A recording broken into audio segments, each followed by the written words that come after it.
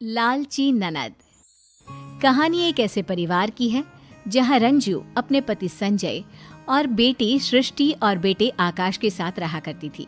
रंजू बेटी को बहुत प्यार करती थी। क्या माँ, सारा दिन घर के अंदर ही रहती हो? जरा बाहर निकल कर तो देखो, औरतें कितनी स्मार्ट है। अरे बेटा, मैं बाहर जाऊंगी तो घर का काम कैसे होगा? माँ, घर के काम के लिए नौकरानी रख लो ना।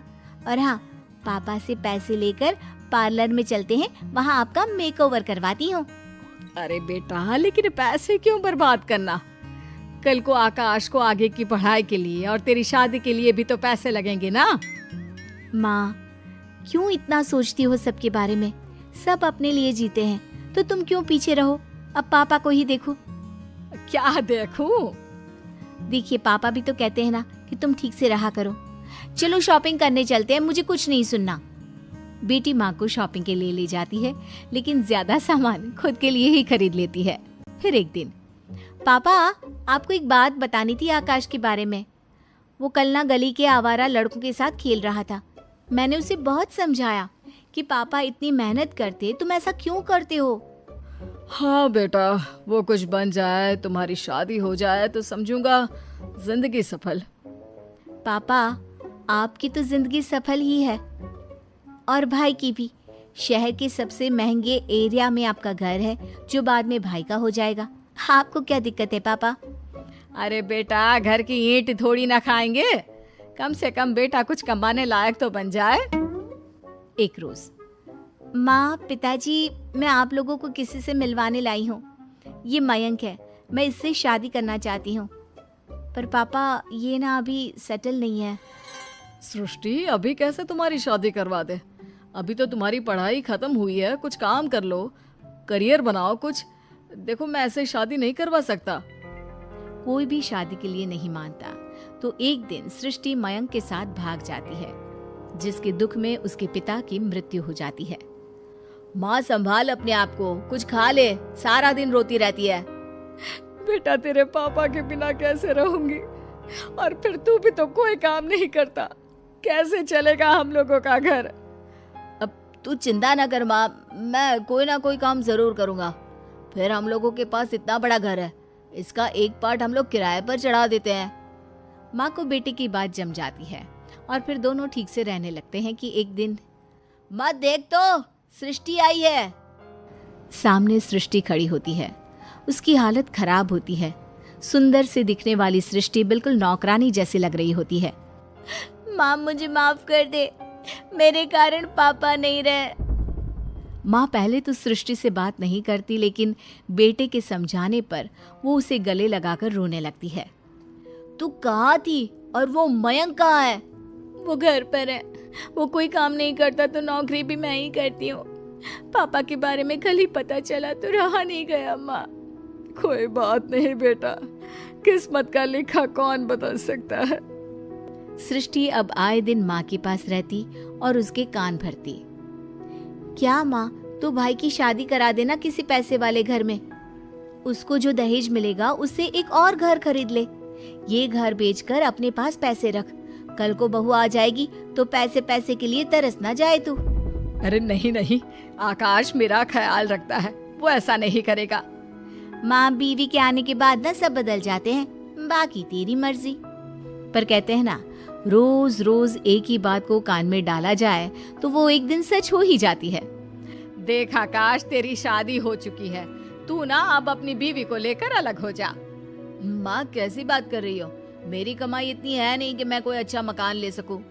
अरे तो जाकर किसी झोपड़पट्टी में रह ले, लेकिन निकल यहाँ से। माँ के कहने पर आकाश अपनी बीवी के साथ अलग चला जाता है। उसके जाने के बाद सृष्टि माँ के पास आती है। माँ, ये है ठाकुर जी, वो इस घर की अच्छी कीमत देने को तैयार हो गए हैं, ये ले पैसे। बेटी घर बिकवा देती है। घर बिक जाने के बाद, कल इस घर को खाली करना है, लेकिन सोच रही हूँ कि जाऊंगी कहाँ। कहाँ का क्या मतलब होता है माँ? मेरे साथ मेरे घर, वो घर भी तो तेरा ही है ना। और फिर सृष्टि माँ को लेकर अपने घर आ जाती है। रात को, मयंक, अब तो हम लोगों के अच्छे दिन शुरू हो रहे हैं। माँ के पास बहुत सारा पैसा है, हम रोज अपने सारे शौक पूरे करेंगे। अगले रोज, माँ वो किराए के मकान का किराया देना बड़ा मुश्किल हो रहा है। सोच रही हूँ अपना एक मकान ले लूँ। डाउन पेमेंट दे देती तो ईएमआई तो मैं देती रहूंगी जैसे किराया दे रही हूँ। हाँ हाँ, ले ले बेटा, अब जो है तुम लोगों का ही तो है।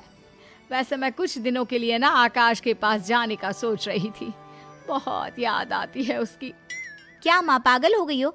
लाचार बना देंगे वो लोग तुमको, भिखारी की तरह रास्ते में छोड़ देंगे। नहीं माँ, तू नहीं जाएगी।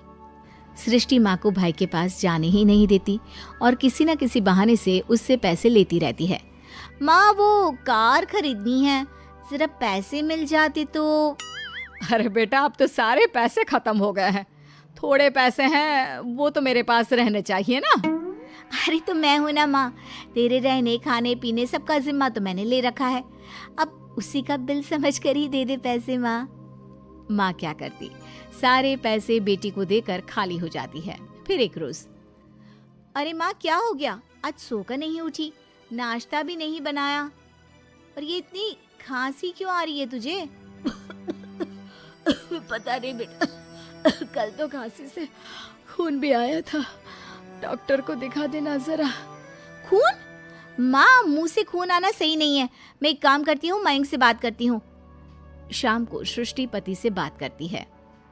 अरे ये तो खतरनाक बीमारी के लक्षण है सृष्टि, माँ के इलाज में तो बहुत सारे पैसे लग जाएंगे। अब अरे लगने दो ना पैसे, वो पैसे लगाएगा इनका बेटा, मैं कल ही माँ को भाई के पास छोड़ाऊंगी। अगले दिन, माँ तुझे आकाश की याद आ रही थी ना, चल मैं तुझे ले चलती हूँ। हाँ बेटा, पता नहीं जिंदगी कितनी है, कुछ दिन उसके साथ भी रह लूं। बेटी माँ को लेकर भाई के घर जाती है, लेकिन वहाँ पर भाभी कहती है, वाह दीदी, जब तक माँ के पास पैसे थे अपने पास रखा, घर बिकवा दिया, सारा पैसा ले लिया। पता है मुझे कैसी हालत थी आपकी जब भागकर शादी की थी। अब माँ को हम लोगों के दरवाजे छोड़ रही है। अरे जाइए यहाँ से और इन्हें भी ले जाइए। तभी वहाँ आकाश आ जाता है। अरे माँ, कैसी हो माँ?